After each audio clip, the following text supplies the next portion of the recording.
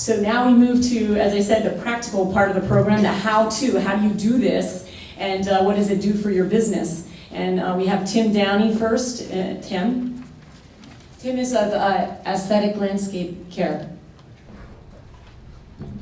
Thank you.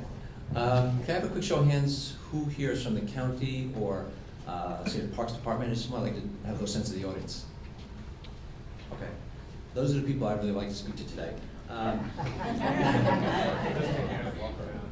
Unfortunately, many of the people in the room here are people who already practice this, and you sort of have a situation where you have the choir preaching to the choir, in a sense. And the people I really like to target are the top of the pyramid, people up top.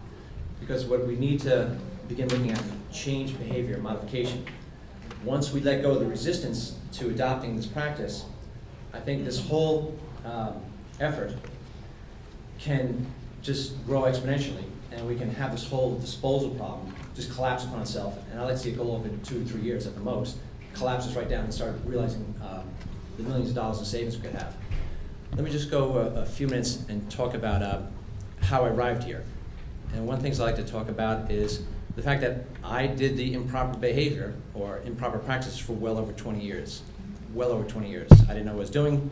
There was no one to teach me. There wasn't the equipment available or the technology at the time. It just came about as a result of an accident. In the late 90s, I changed my business practice and how I wanted to run my business. And I had to learn to do more with less, meaning less manpower, fewer men. There was a fear, though, because we were always graded upon how clean we got things and how neat we made properties. I don't know how we evolved to this point. I guess it was the advent of the blowers in the 70s, where we felt we had to harvest and gather, and that's how we were graded as far as doing good work. Then in the early 2000s, when I changed my business model, again, I had to figure out how to do with more with less. I started trying to cheat and experiment, cut corners, and it wasn't cheating in the sense that I wanted to do anything detrimental to my clients. I just wanted to figure out how this science really worked. There was a great course I took in 2000 with Jeff Frank and a group of us. The Green Gorilla was enlightenment and how to get to where I was hoping to go to. There was the folks out of Connecticut, the NOFA program, who further enriched the knowledge in terms of how to really treat landscapes properly, because the problem is this is an easy entry business. People just grab a few machines at a local power supply, and they're off and running, and they're making noise and really doing a lot of damage to the environment. They're not really paying attention or don't have the education.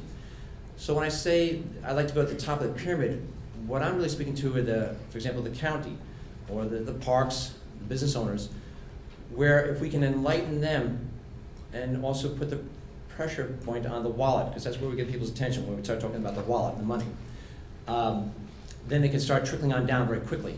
Also, the workforce is going to enjoy this method because it's much, much easier. When you think about it for a second, when we're going to leaves, and this doesn't apply just to leaves, this also has to do with grass clippings. So we're in that season now. Let's talk about that now through October in this discussion as well. You have leaves that drop on the ground, and when we think about it, we're picking up and we're harvesting these leaves. We're physically bending over, picking them up, putting them into some vessel, and transporting away, and we're harvesting this material, but we never stop to think, why are we doing this? Why are we doing it? Well, again, we go back to that grading. If your yard's neat and clean, your neighbors like you look good on the neighborhood block, and you can keep in business and get more clients. But the damage it's doing, not just to the environment, but look at what it's doing to our budgets. Millions in dollars collectively. I'm not talking about just the county. As far as the county's budget, let's talk about like towns and villages, a subset within the county. Millions of dollars that we're wasting. And in the fall of 2004, I was taking a walk through the woods in Irvington, and I was trying to walk quietly through the woods. And that year was a warm and wet year, and I noticed that my feet, I didn't hear any leaves. I guess I was 40 or 41 at that point. I never realized at that point, where do leaves go? I looked down, and there were virtually no leaves because that year, because of the temperatures and moisture, the leaves at that point, this was late August, early September, the leaves all decomposed. And it struck me like a bat on the head. Wait a minute, the leaves are gone. There was some mystery before that where the leaves went to. They're gone. They're just gone. But I started thinking back about to customers. Well, they're bothered by seeing these leaves. How do we get rid of the leaves? So I tried various little approaches with blades and different things on the mowers, and nothing was really the perfect answer. Until about 3 years ago, I came across a device which actually was going to try and construct an event myself with our standard machinery that we use already, our mowers. The whole idea was to get these leaves out of sight. How do we get them out of sight so people can be happy, they'll pay the invoice, and you can stay in business? Well, this solved it. It took the leaves, and I have on the table here, and Mark earlier spoke about the 10-to-1 reduction. I think the math is a little higher than that even. On the table here I have 3 trays, samples, from the big autumn leaves, the finely reduced leaves in the autumn, to the current state just picked up from a property before I came here. Those leaves in total, over the 4 weeks or so this past fall that I was servicing the property, if I stacked 1 week, week 2, week 3, where it was about the height of the table.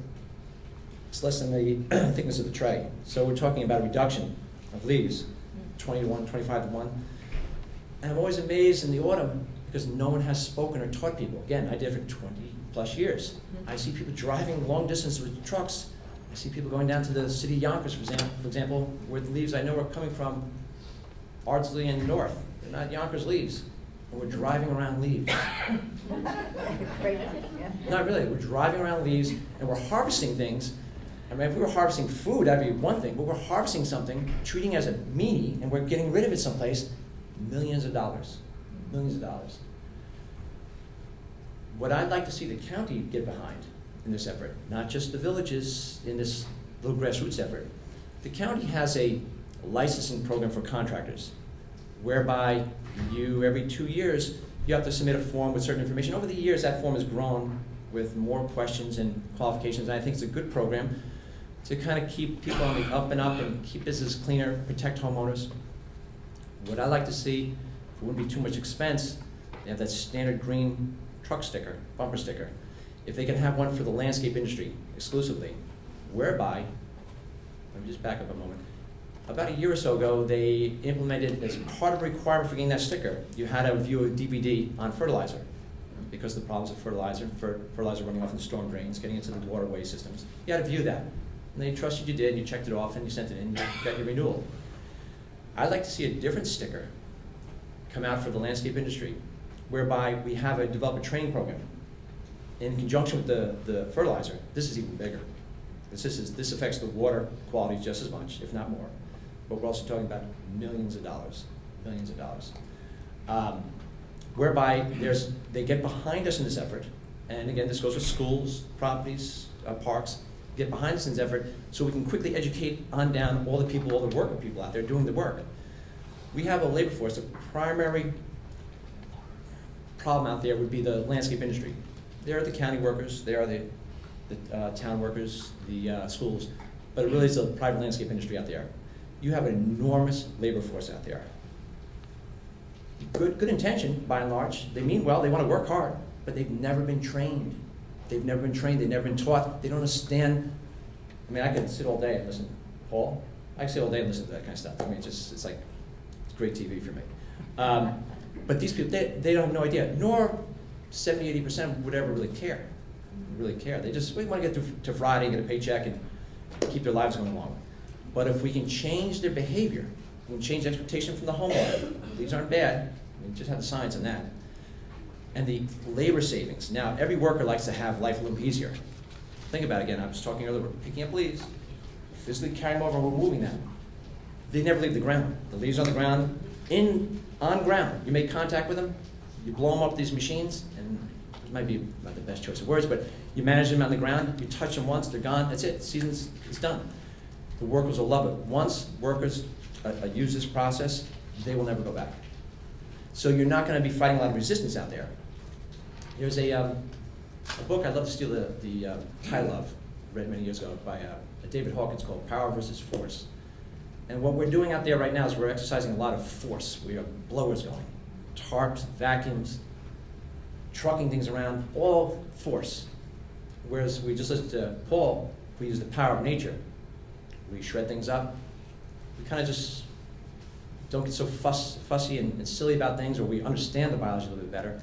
We're using a power that is so strong that just will have this problem go away, like I said, 2-3 seasons. Now, this isn't the entire waste stream. We saw earlier the video or the slide. We had that big stormy year last year with a lot of wood material, trees, fallen stuff. Well, that stuff's still going to have to go to locations to be managed, to grind it down, and then hopefully reintroduced back in the landscapes. But the leaf and grass burden, there is absolutely no reason why that should be leaving the properties. It's lack of education, lack of understanding. It's fear of losing a job, fear of losing a client. If the clients understand, we have the demand side handled down here, the client, they can understand. Let's get that education going to the clients. And they're gonna be the real fusspots. I've seen people out there vacuuming lawns, literally with a Black & Decker yard vacuuming lawns. We're not gonna win everybody. But what gets people's attention, and it's in the news every day, News 12, the budgets, the budgets, the budgets. That really is the talking point. If we can get the business owners, the county behind us in terms of, that's the leverage that we need to change the behavior. And once they experience the behavior change, it's all done. It's magic, it takes care of itself. I really don't have much to add in terms of, I think Paul handled biology beautifully, Mark gave a nice summary of it. And along with just changing the behavior and how we go after leaves and grass clippings, then we start to also work on those noise, pollution problems, environmental problems, all that comes into place.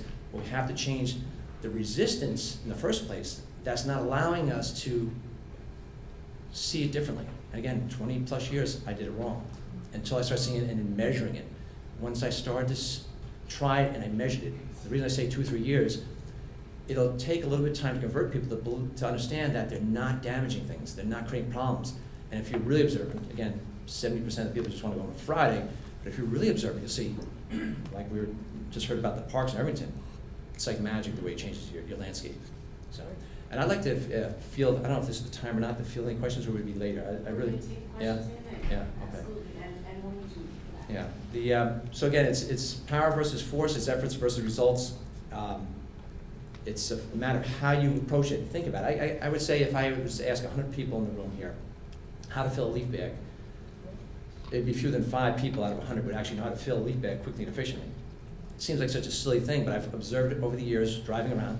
People that know how to fill leaf bags. So then, if they don't know how to fill a leaf bag quickly and efficiently, how are they going to know how to handle leaves in mass and scale?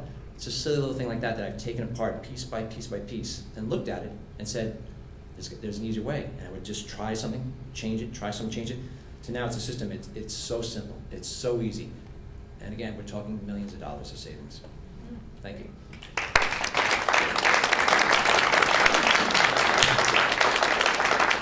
Thank you, Tim. Thank you, Tim. And we will get to the Q&A next, but before we do,